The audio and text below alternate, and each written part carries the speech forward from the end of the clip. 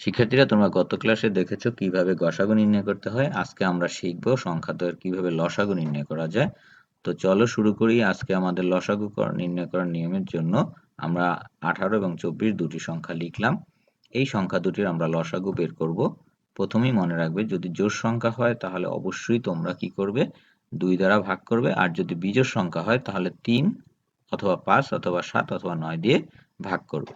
তো আমরা এখানে দেখতে পাচ্ছি 18 এবং 24 দুটি সংখ্যাই জোড় সংখ্যা। তো এই জন্য আমরা কি করব, এটাকে 2 দ্বারা ভাগ করব।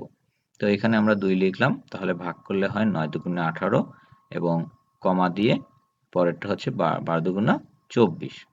একইভাবে আবার 9 এবং 12কে যদি ভাগ করি তাহলে 3 দ্বারা ভাগ করা সম্ভব। এখানে যদিও একটা বিজোড় সংখ্যা এবং একটা জোড় সংখ্যা, তো দুইটার মধ্যে কিন্তু বিজোড় সংখ্যা 3 দ্বারা ভাগ করা সম্ভব। তাহলে 3 নিলাম, 3 3 9। একইভাবে 4 12-র মধ্যে যায়, 3 4 12।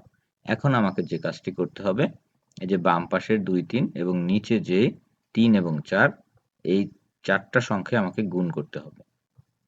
তাহলে নির্ণয় গসাগু কিন্তু আমরা তখন পেয়ে যাব। তাহলে আমরা কি করব এখন, নির্ণয় গসাগু সমান 2, দেখতে পাচ্ছ তোমরা আমি 2 নিয়েছি। এরপরে এই 3 নেব গুণ চিহ্ন দিয়ে, 3, এই 3 নিলাম। এরপরে আবার গুণ চিহ্ন দেব এবং এই যে নিচের 3 এটাও নেব, তারপরে আবার গুণ চিহ্ন দেব এবং এই যে 4 এটাও নেব। তাহলে এদের গুণফল হবে 72। তাহলে আমাদের নির্ণয় যে লসাগু, এই 18 এবং 24-এর রেজাল্ট হচ্ছে 72। তো আশা করি শিক্ষার্থীরা তোমরা লসাগুটি বুঝতে পেরেছো। এভাবে তোমরা বাড়িতে বসে আরো নতুন নতুন সংখ্যার লসাগু করবে এবং চ্যানেলটি সাবস্ক্রাইব করে বেল আইকনটি বাজিয়ে দেবে, তাহলে পরবর্তী ক্লাসটি খুব সহজেই তোমরা পেয়ে যাবে।